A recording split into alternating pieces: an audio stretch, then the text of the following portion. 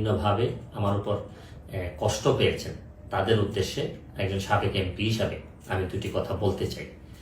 আমি আপনাদের এই সংস্কার, কোটা সংস্কার যে আন্দোলন, এই আন্দোলনে বা বৈষম্য বিরোধী ছাত্র আন্দোলন, এই আন্দোলনে কোটা সংস্কারের জন্য আমি সবসময় আপনাদের সাথে ছিলাম এবং এটাতে যারা আহত নিহত হয়েছেন তাদের পক্ষেও, এই বিচারের পক্ষেও আমি ছিলাম। কিন্তু আমার ব্যর্থতা হচ্ছে কি, আমি আপনাদেরকে বুঝাইতে পারি নাই। এটার জন্য আমি সম্পূর্ণ ব্যর্থ হয়েছি এবং আমি এই ব্যর্থ হওয়ার জন্য আমার যারা ফলোয়ার আছেন, যারা আমাকে নিয়ে প্রত্যাশা করেছেন, সবার কাছে আমি দুঃখ প্রকাশ করতেছি। আমি আপনাদেরকে আরেকটি কথা বলতে চাই। এখন যে কাঠামোগত সংস্কার আপনারা চাচ্ছেন, দেখেন এই সংস্কারের জন্য আমি বহু বছর আগে থেকে কাজ করে যাচ্ছি।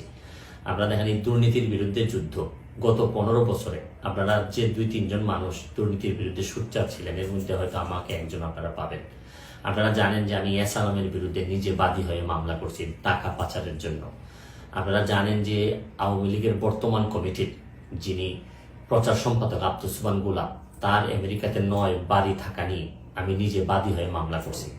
আমি পুলিশের সাবেক আইজিপি বেনজিরের বিরুদ্ধে নিজে বাদী হয়ে দুদকে মামলা করছি। মহান সংসদে আমি তার বিরুদ্ধে বক্তব্য দিছি। মতিউর যে কর কমিশনার মতিউরের বিরুদ্ধে আমি মামলা করছি। আমি সালাম মুর্শিদির বাড়ির নিয়ে মামলা করছি।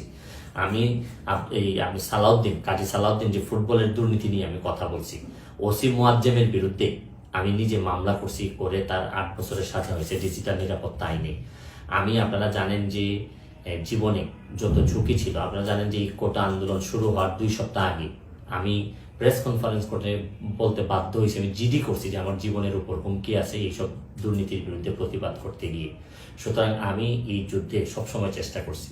এখন আপনারা যারা যে যুদ্ধ শুরু করছেন, ছাত্র জনতার নেতৃত্বে যে যুদ্ধ, এই যুদ্ধে আমি মনে করি যে দুর্নীতির বিরুদ্ধে যুদ্ধ, এই যুদ্ধে আমি আপনাদের সবসময় আমি আপনাদেরকে দোয়া করি যে আমি যতদিন আসি চেষ্টা করে যাব দুর্নীতির বিরুদ্ধে এই যে যুদ্ধ, এই যুদ্ধে সবসময় শরীক থাকার আমার জায়গা থেকে আমি চেষ্টা করব।